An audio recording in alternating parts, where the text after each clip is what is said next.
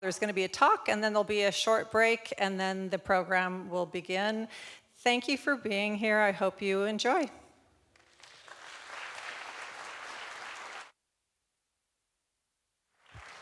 Well, good evening. Thank you for all coming out. Welcome to a very special night. We are here to celebrate a piece of music that changed music history really forever.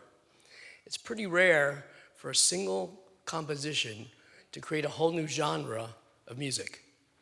But on February 12th, 1924, a wonderful piece called A Rhapsody in Blue was premiered. And it gave birth to this phrase, symphonic jazz. This idea of combining jazz and classical elements was really what happened in this piece, and it's at the heart of what the Symphonic Jazz Orchestra is all about. That's why we were created way back in 2002. So yeah, it's part of our mission, and it's certainly important for us tonight to celebrate this great piece of music and kind of look at the history and tell some of the stories that go with this piece. So I had a little bit of a challenge with this pre-concert talk. I just finished a 4-week, 8-hour lecture at UCLA Extension on this one piece of music. So I have a sinking feeling you do not want to be here till 3 in the morning listening to me ramble on. Maybe you do. All right. Get comfortable. Here we go. So where do you start? Well, ultimately, Rhapsody in Blue is about 4 musicians. First and foremost, the composer, a relatively unknown 25-year-old, George Gershwin. Then there's the band leader, Paul Whiteman, who commissioned Gershwin to write a new piece for this very special concert he was doing. Next comes Paul Whiteman's arranger, a guy named Ferdy Grofé. Ferdy is F-E-R-D-E. Ferdy is short for Ferdinand. So Ferdy Grofé was the one who took Gershwin's piano sketches and made them fit the Paul Whiteman Orchestra. And it wasn't just his jazz band.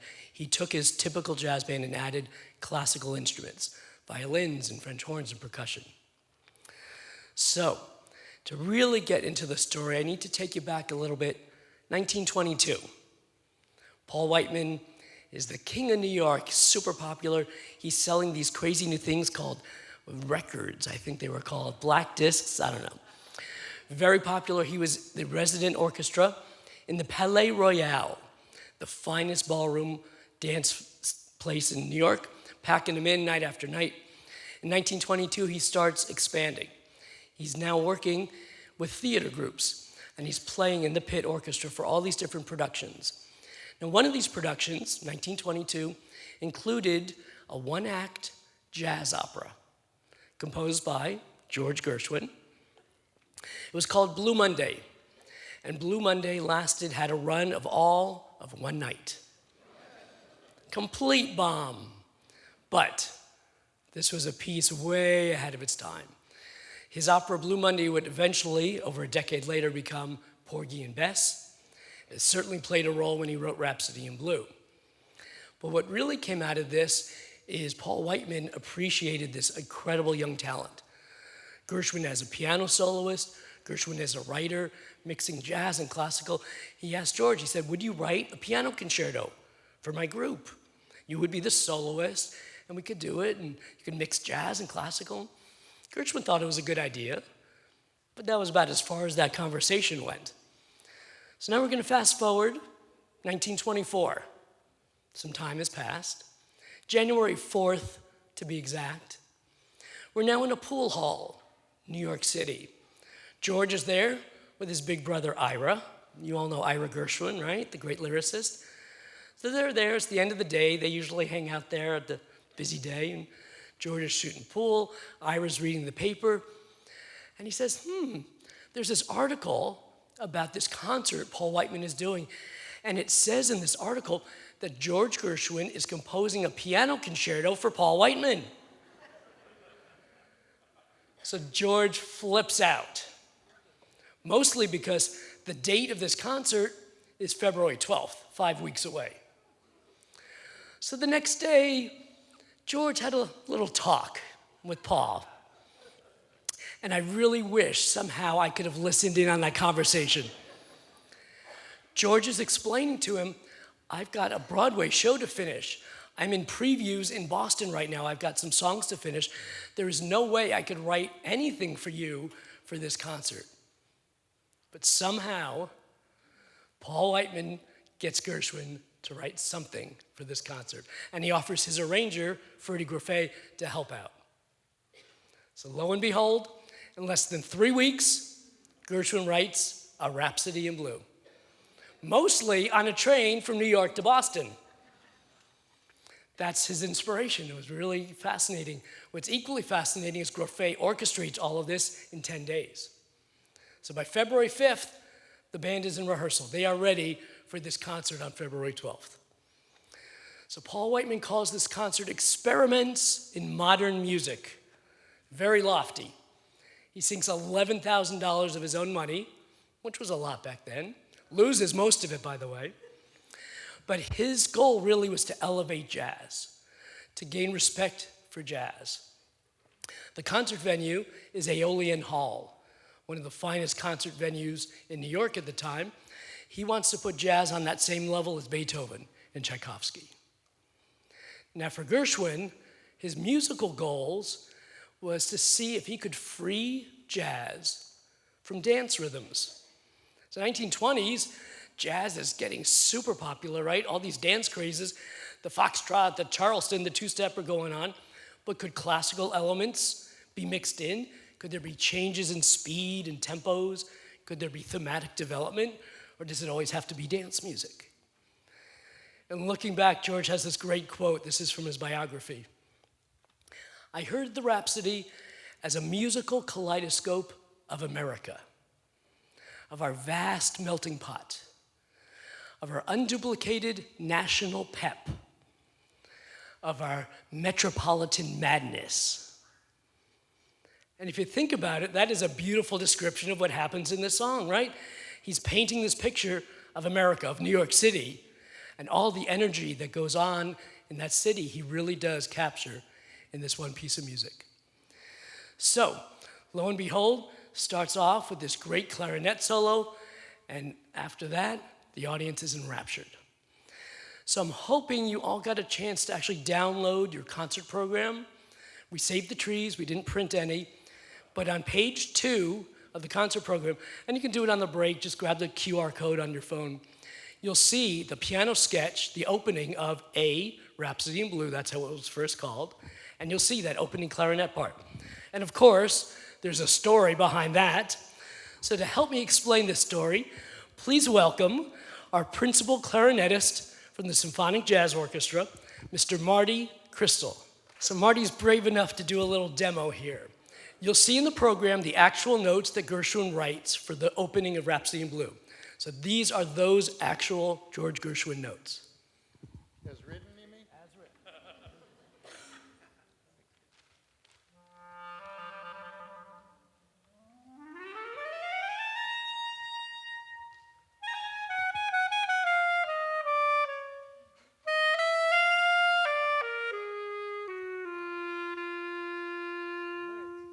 So that's very pleasant, right? But that's not quite how you hear it, right? So in rehearsal, they're getting ready.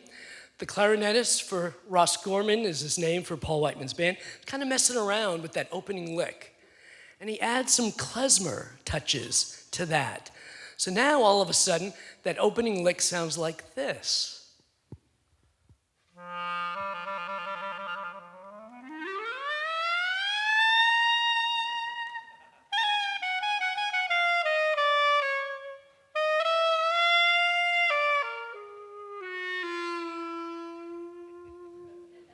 Let's hear it from Marty Crystal.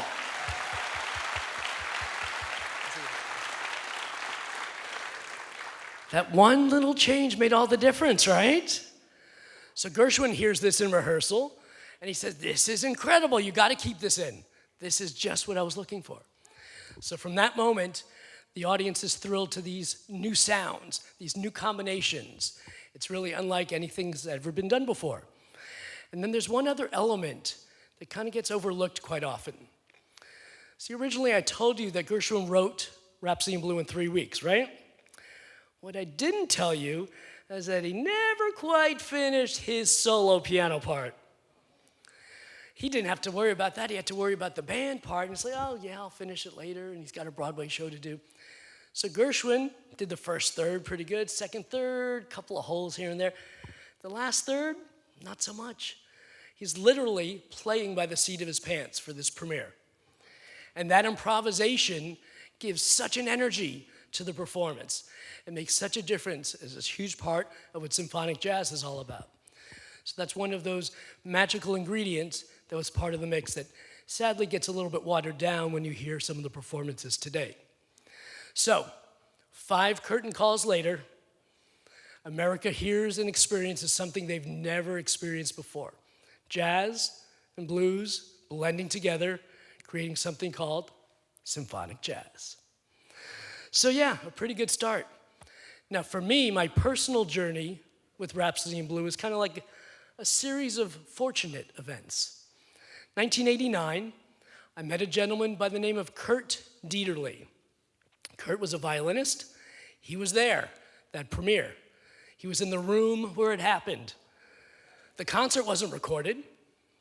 Now there's reviews, some good, some bad, but to talk to somebody who was in the room where it happened, to get all the stories, all the firsthand knowledge, was amazing. So I would start taking Kurt out to lunch and get some of these stories. At this point, he's about early 90s, sharp as a tack, still sharing these incredible firsthand accounts of the concert. He actually became the concertmaster for Paul Whiteman for over 10 years. He played with him. So I got a lot of good stories, and I want to share one of them with you.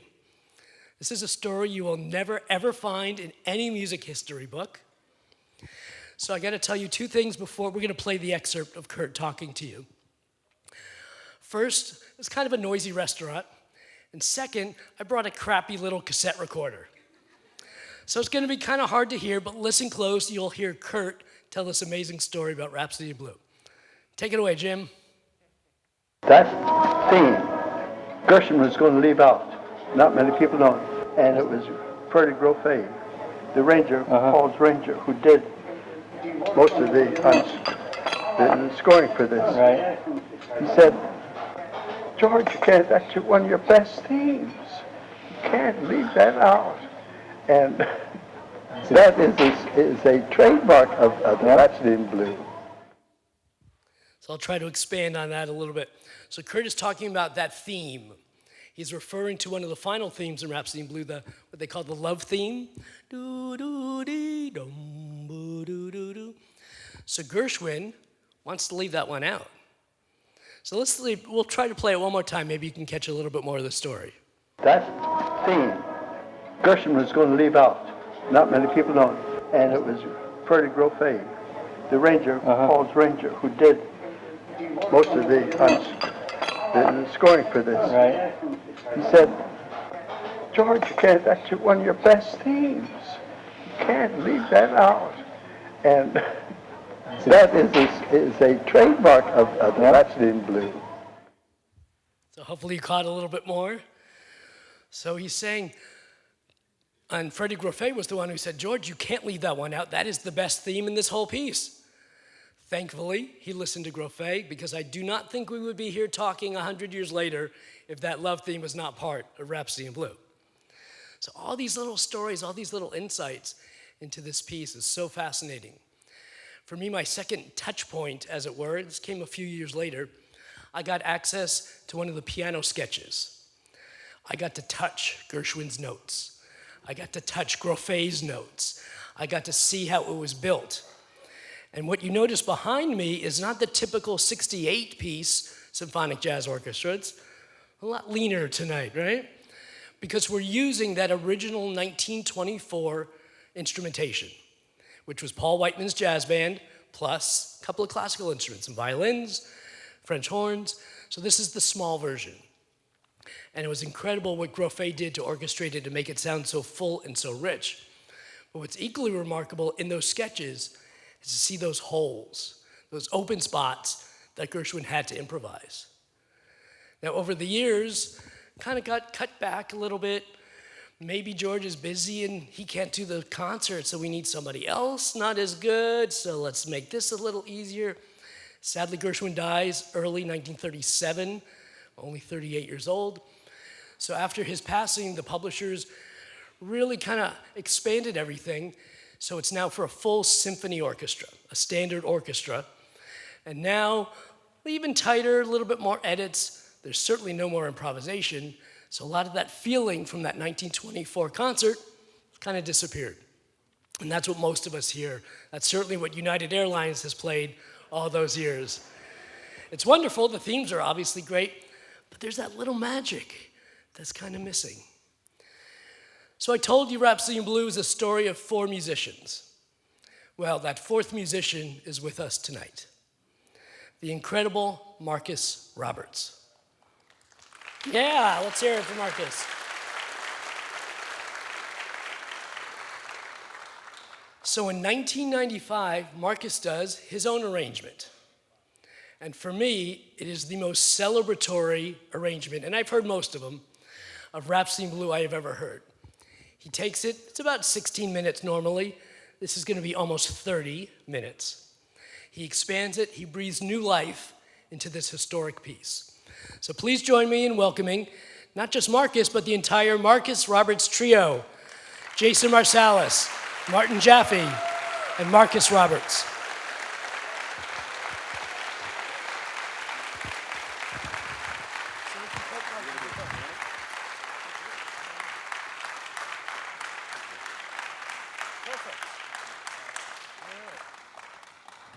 Marcus, your microphone is right here.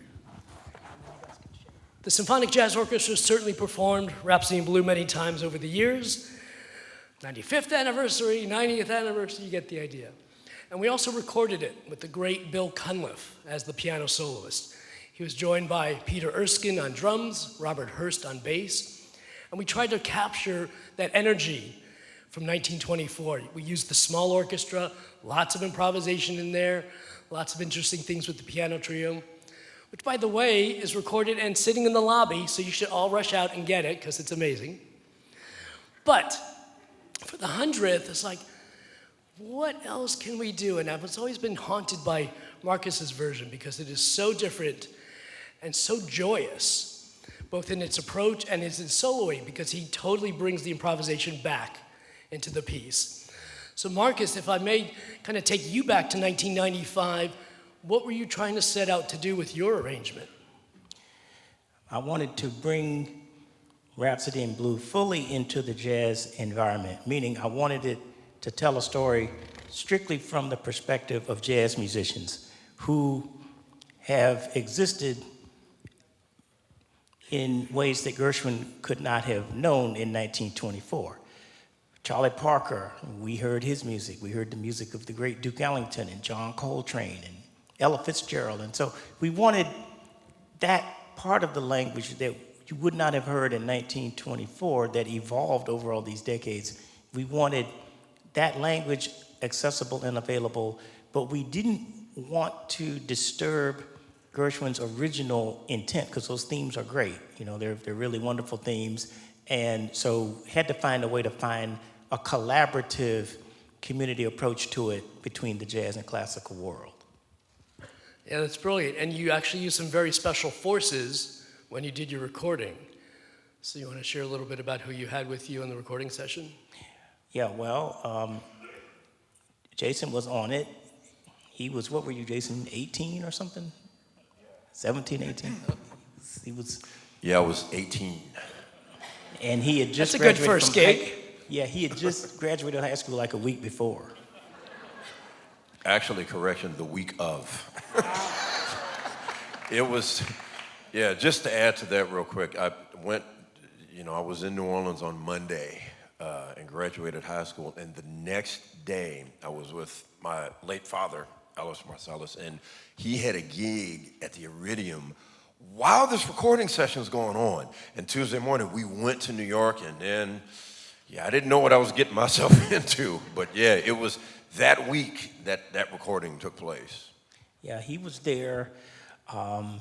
Marcus Printup was there. You know, a lot of the guys that were in some of my early 90s and mid-90s bands were there. Ron Westray, Marcus Printup, Ted Nash, who we discovered at the session. And one of the things that was kind of unfortunate things about the session that, you know, you won't know when you listen to a record, you never know what went into it. But I had to fire 2 people before we even started rehearsal.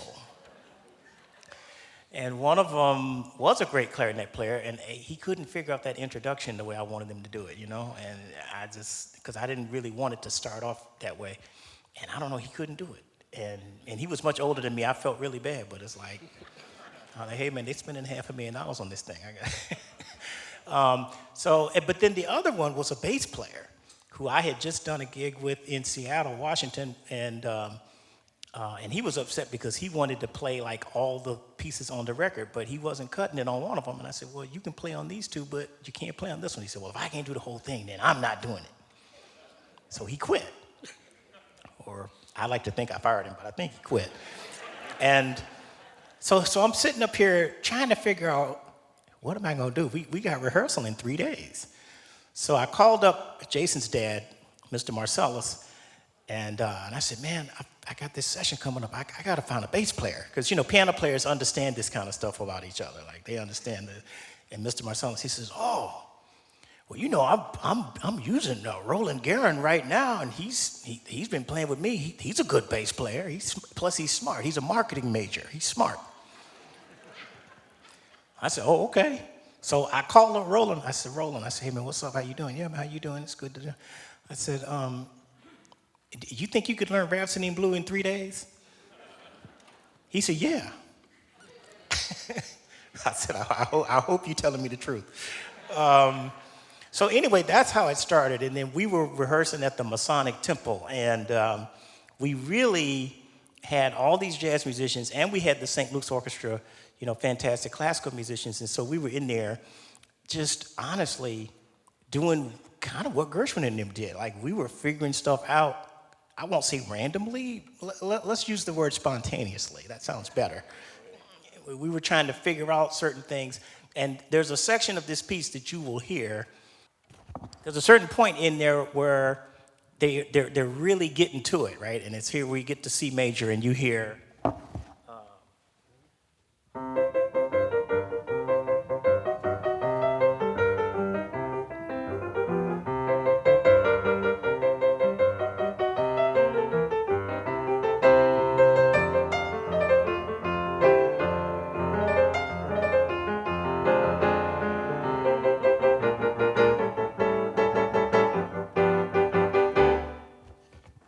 Now, so we get to that part and we're rehearsing this part. It's just 15 bars, you know, it's just 15 bars. You know, you've been playing everything else and we get to that and we do that. And then at some point, Marcus Printup or somebody, they started swinging that melody. We're like, wait a minute. Oh, yeah. Could this work?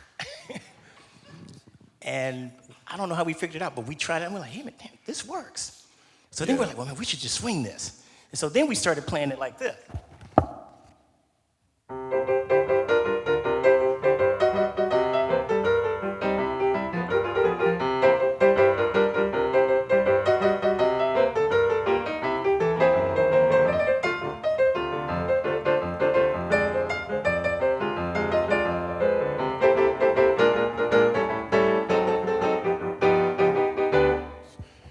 I have to add Right? one thing to that.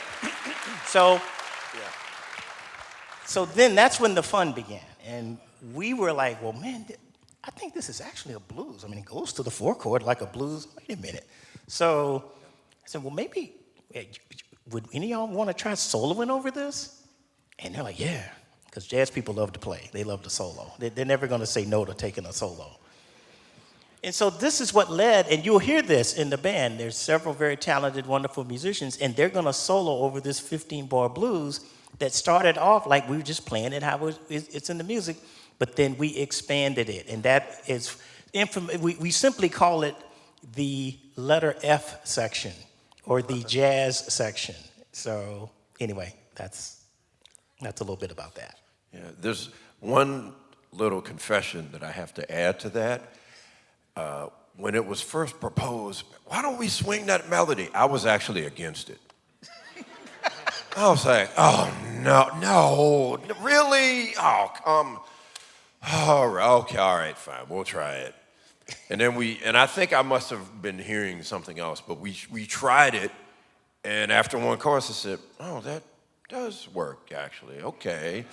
And then it just went from there, let's try a solo on this, all right, and then guys are soloing, and then after a while, this is where a lot of the spontaneous thing starts happening when then Marcus is telling us, hey man, play this riff, play this background, play this here, play this there. It's like, man, y'all got me in here writing music. Yeah, no music. Play this here. And then it was, well, let's try this section. Then there was a variation on that main theme, dee-dee-dee-dee-dom, da-da-da-da-dum, man, let's try that. And it just went on and on and on. Yeah. And so it opened up into a whole other section of music. And then, and Martin, he's here too. So how old were you, Martin, in 1995? I mean, I wasn't going to say, I was alive. I'll say that. But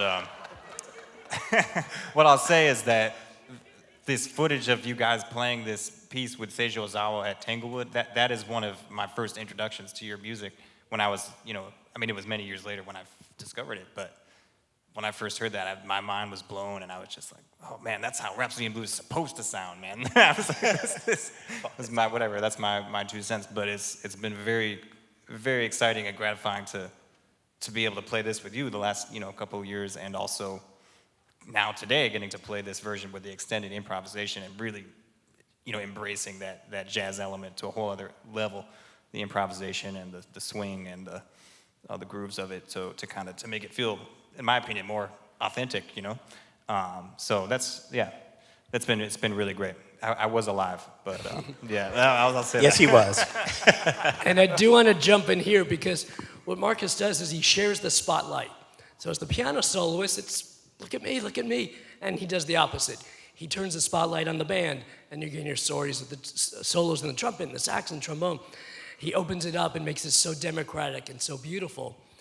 And it's a pretty rare piece, and there's a couple of versions that are out there. He certainly recorded it. But Marcus, have you played live this version with this expanded, where the band gets to solo? Is that something you've done a lot over the years? Not since the end of 1996. We toured this piece after it came out in June, but since, I would say, the last time we played it was at the Kennedy Center in 1996, and we have not played this arrangement until tonight. Yeah, that was... Now you know why I had to have him out for the 100th anniversary. This is truly something very special.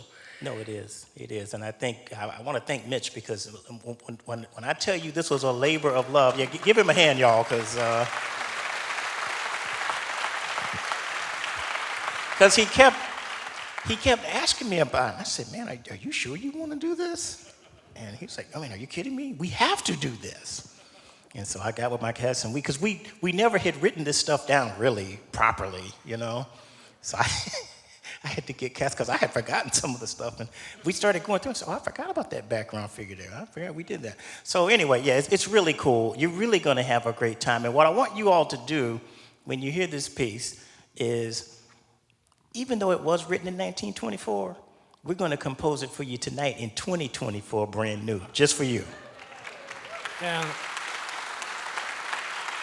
And Marcus, if I may, so part of, obviously he's going to improvise a lot, but part of what he does is not kind of the pyrotechnic piano solo stuff you hear in a lot of big symphony orchestra versions of this. He's actually kind of drilling down into each of Gershwin's themes and mining that, and it's all focused back on those themes. Is there a favorite theme of yours in this piece? Oh my, that's In a weird way, the one I really like to improvise on the most, I think, is the Heavenly Love theme. That one.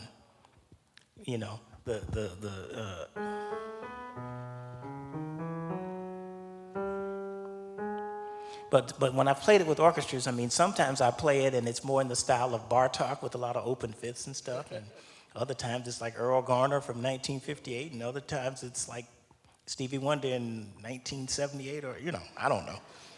So whatever happens, and Jason, he can attest to it. I mean, when I say really, I really don't know. I don't.